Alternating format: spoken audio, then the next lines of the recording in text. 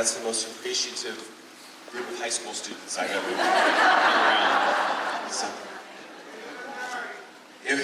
it was really great to be in the room last night at the gala and to see you receive the Icon Award from your friend Michael Keaton, with whom you starred in the paper 24 years ago.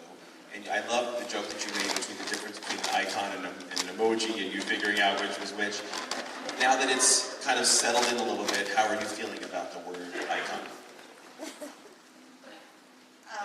It's hard to say, oh yes, I'm an icon. So yeah, I mean, I'm not going to retire soon, so, you know, it's lovely. It was wonderful. I mean, the thing that means the most to me is we strive to do work that connects with people and to be recognized for the choices, you know, that you make over. This September, I will have been a professional actress for 45 years. So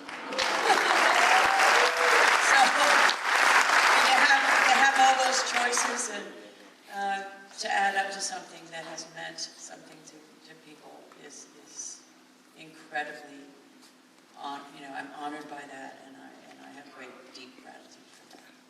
The Wife is a movie that was 14 years in the making. How many of those years were you a part of it? 5. Yeah. And what was the kind of up and down? What was the sticking point? Was it getting the money? Was it finding Jonathan Pryce? What held it back? Well, the money. It's an independent film, it's always the money. And I wasn't a producer on this, but I know that they got their final money from an outfit in Switzerland, and none of the money, until Sony bought it after Toronto, came from this country, I don't think. British, Swiss, the Swedes and the Danes put in some money. Our director, it was his first English language film. He's a Swedish man, and it's so gifted. Do you have a recollection of reading Jane Anderson's script for the first time and what went through your mind? Yes, I was intrigued by it. I also knew that I'd have to answer for myself why she didn't leave him. Because my first reaction was, I don't want all the women in the audience to jump up and say, oh, just leave him. It was much more complicated than that. Actually, the book has a very different atmosphere than the film. The book is her kind of ironic rage. And the husband is more black and white, and Meg will agree to that. So to me, having done Cruella, who is just all that, it's not interesting to me to have somebody who's just a jerk. You know, you have to find out why. So that process of finding out what their relationship was like, what she got out of it, where she was complicit, got me into her. Well, that's the fascinating thing about this movie, is that it does give you the glimpse into the life of creative minds, but it also speaks more generally about relationships, why people do stay in them, power inequality in relationships. What larger themes were you most excited to explore with these characters in this story? What larger themes? Themes.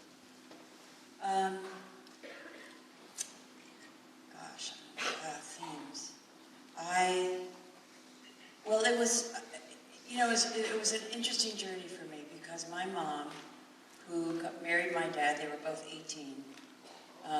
He went off to World War II, came back, went into Columbia,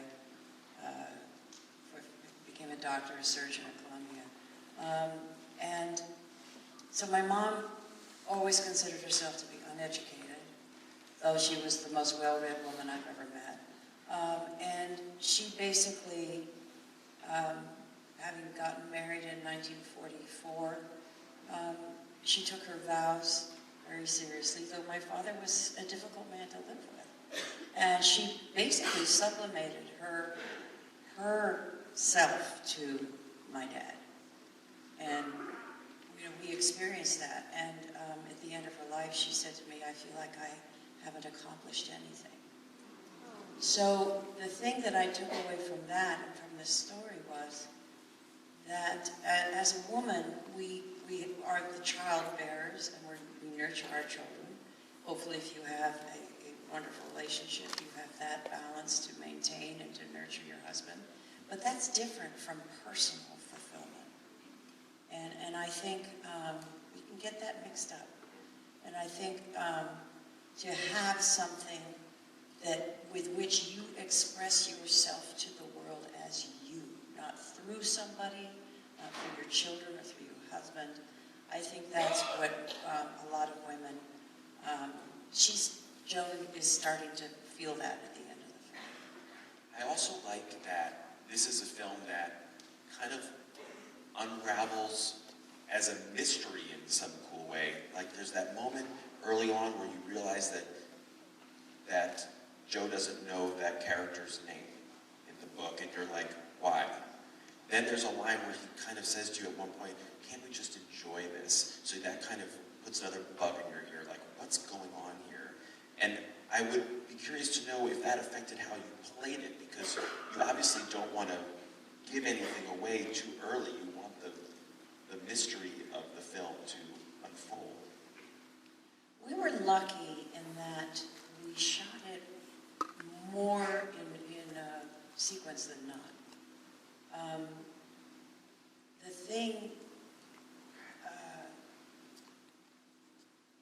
just went blank. What did you say? Oh, just about the mystery of it, the little clues that. Oh yeah.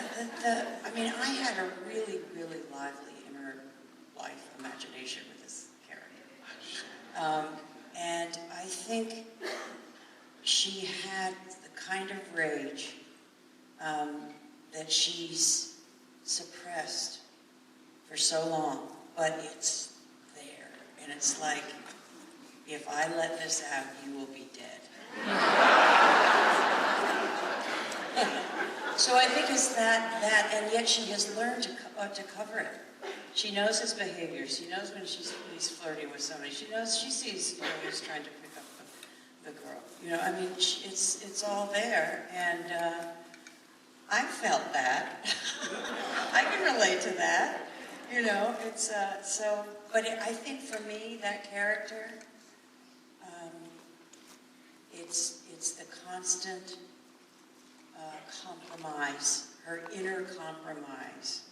So just let it be, till finally she just can't anymore. Okay, I want to explore that. I want to probe this inner life, this inner imagination of Joan. What's the appeal in her mind of talking to Nathaniel, Christian Slater? Does she want to know what he knows? Is she intrigued by the fact that she knows that he's kind of onto the truth, and she wants to prick that balloon a little bit? I don't know if she's that conscious of that at the point. I think he's been a kind of an annoyance for a while. And when she comes down thinking she's going to have a nice afternoon alone, and there's Nathaniel Bone, I think she's she knows she's getting into dangerous territory.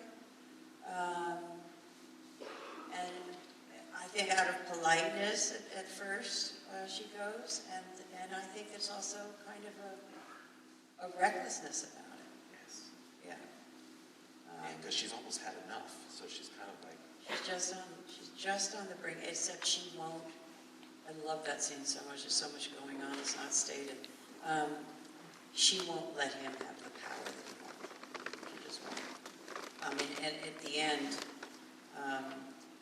when he comes to her in the airplane and she says, if you say anything about my husband, I get that, because she doesn't want some sleazebag to tell her story. And the other moment in that scene that I really love is when he kind of presents his thesis that she's the ghost writer and talks about, you have this great line where it's like, well, Joe had a very heavy hand as a teacher, of course. Do you think I'm really going to get in the weeds here, do you think that she came up with that on her, right then and there, or is that an excuse that she's had in her mind, ready for the moment that somebody would come and accuse her of being the ghostwriter and figure it out?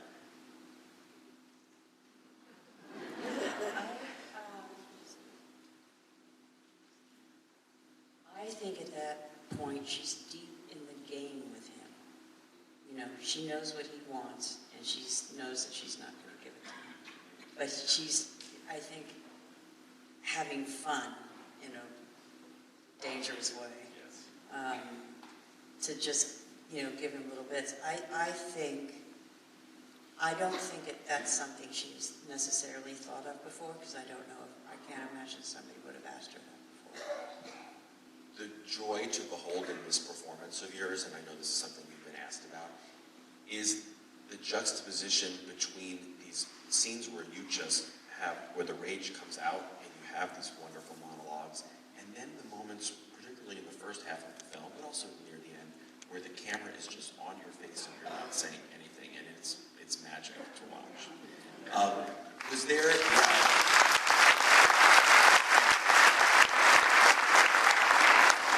Was one of those kinds of scenes, the hyperverbal or just the reactions, more or less challenging than the other? Or did they both present? I find the verbal more challenging. The last fight I found difficult. And we worked a bit on the dialogue. I thought it was initially too wordy. It had to be more to the point. And so we worked on that. The scenes with my... First of all, I have to say, I don't think my performance would have the power that it has without the sensitivity of Bjorn Runge and Ulf Brandes, who was his DP. He knew where to put the camera and he knew how to light our faces.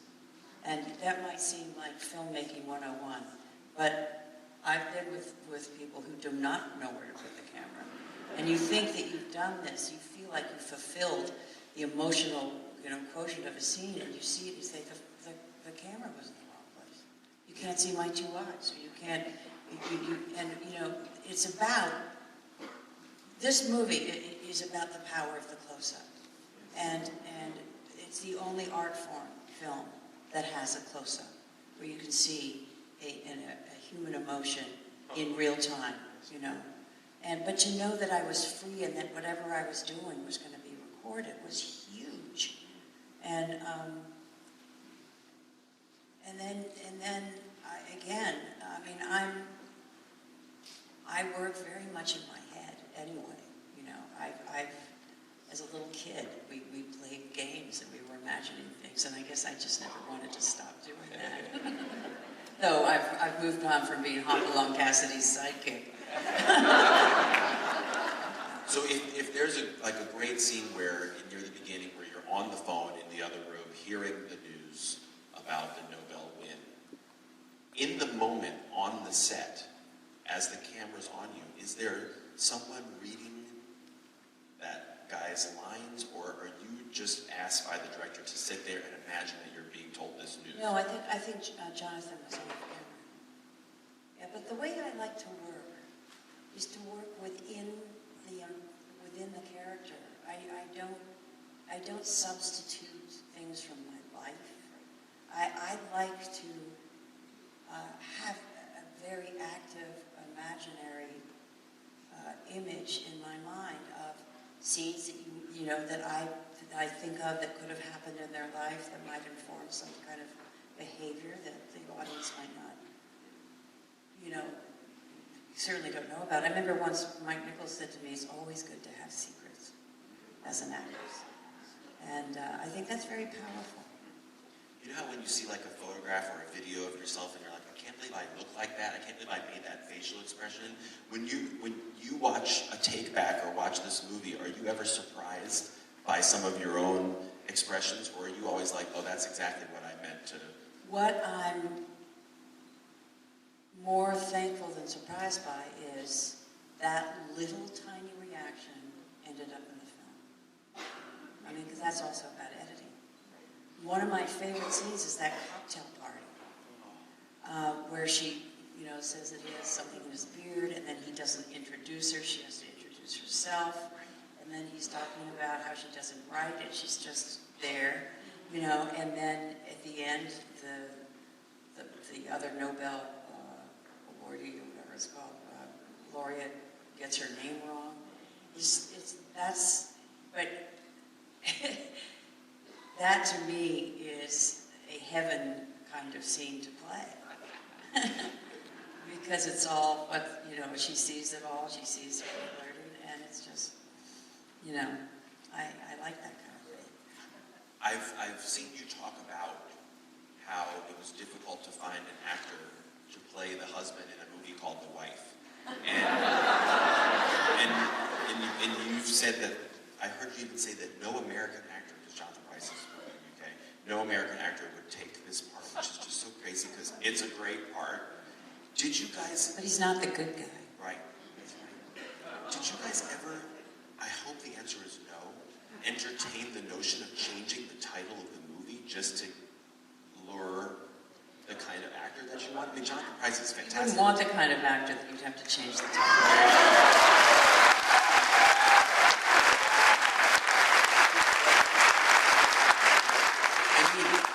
I'm dying to know if any of the, you don't have to tell us who, like any of these guys who turned it down have now seen it and been like, well, what was I thinking?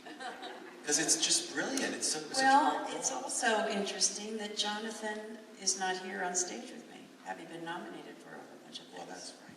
And I think that also is the nature of the part. I think people will take that, their interpretation of who his character is with them out of the theater. And I think his performance is so brilliantly subtle in a way, even though he's out there, that I think people, you could not know the mastery that you're seeing. For example, he always looks at me lovingly. He loves her. He just doesn't love himself. And when we were filming that last scene where he's dying, he says, "Do you love me?" Literally, while I was saying, I didn't know what to say, and I got very agitated on the sex. I said, "That's really unfair." I just said, "I'm going to leave him," and he says, "Do you love me?" And of course you'd say yes, but then he says, "You're such a good liar. How will I know?" And then what I thought is that goes back to when they were young. And he says, "How can you love me if I'm a hack?" I think his story, and I think Jonathan would agree, is he never thought he was worth love because he thought he didn't have the talent. At the very end, he's talking more about himself than he is about her. And all the bombast in him is just a mask for the insecurity in a lot of ways. Yeah. I also want to talk about one of your cast members who you didn't share a scene with, and that's Annie Stark, who plays the young version of Joan, who is your daughter. Yes.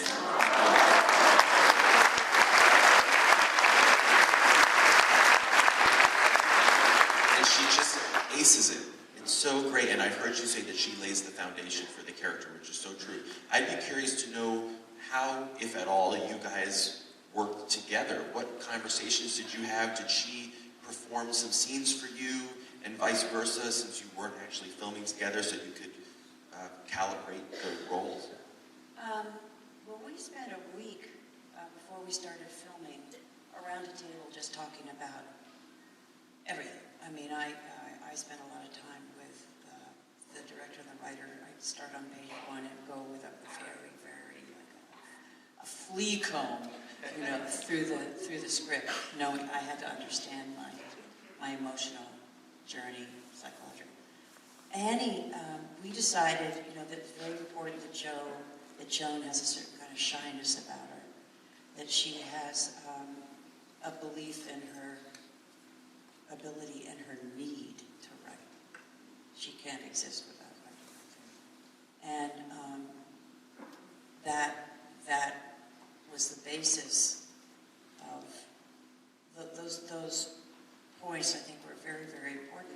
And also that in the beginning, they were just besotted with each other. And I think that has a lot to do with how they slipped into this relationship, you know.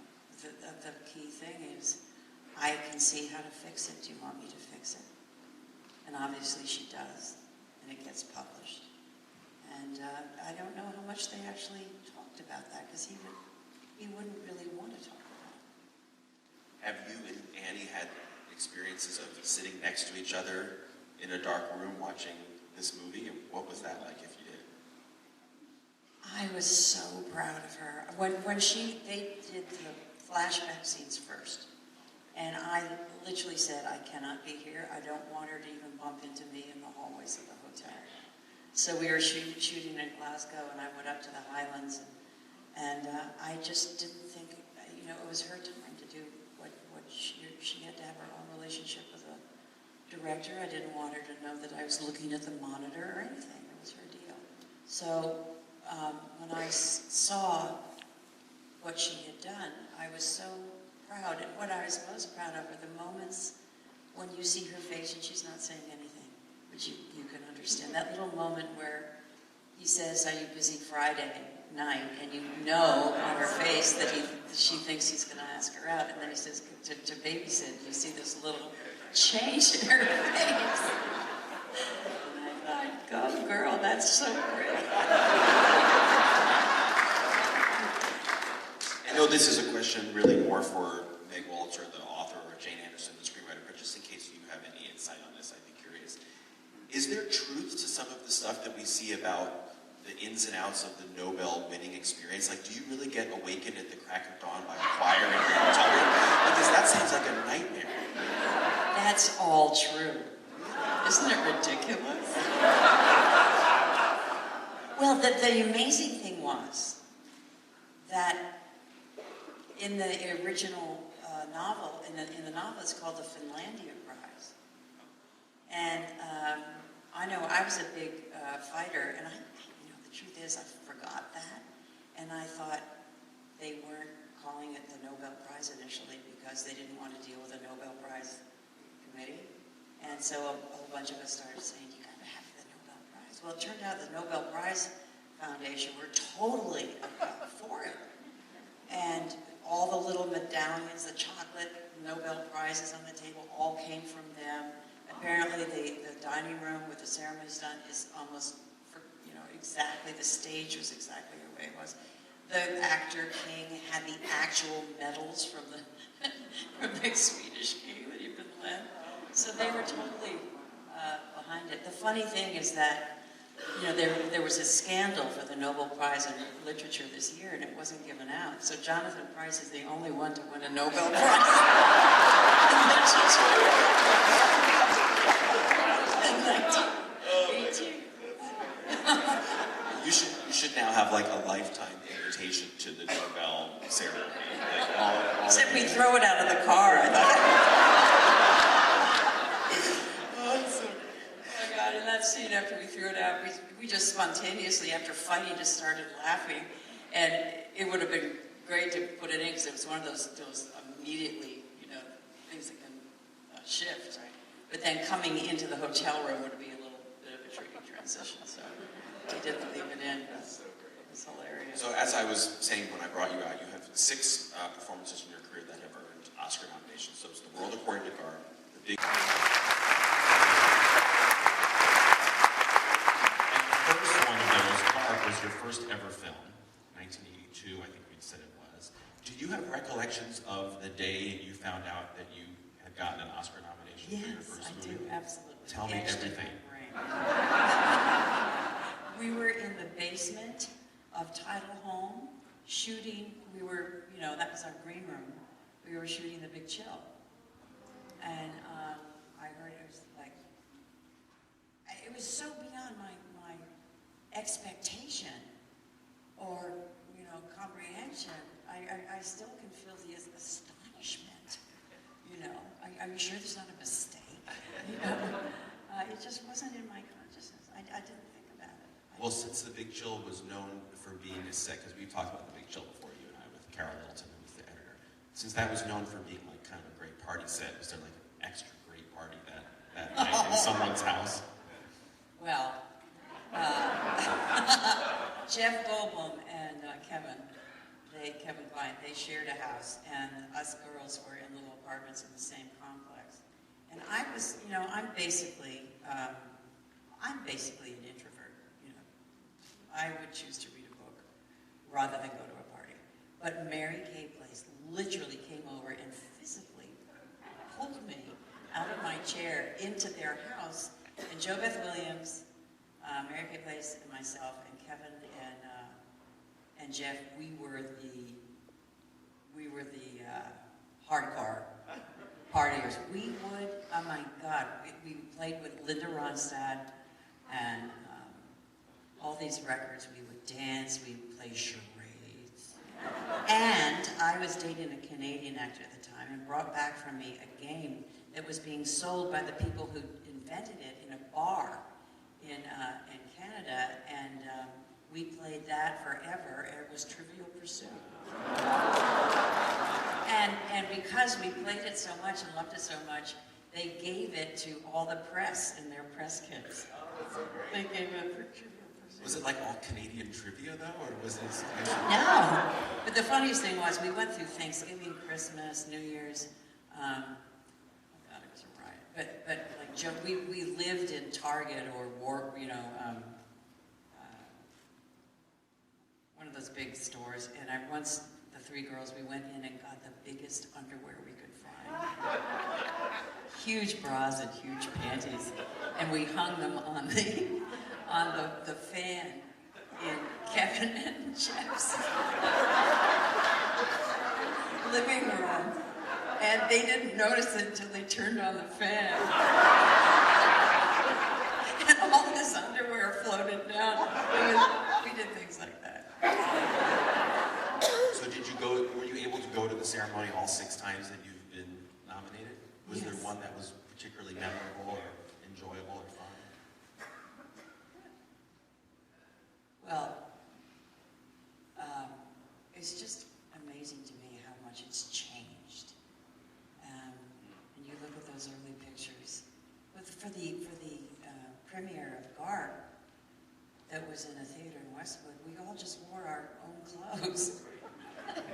It was fabulous. John Lithgow had on this tweed jacket.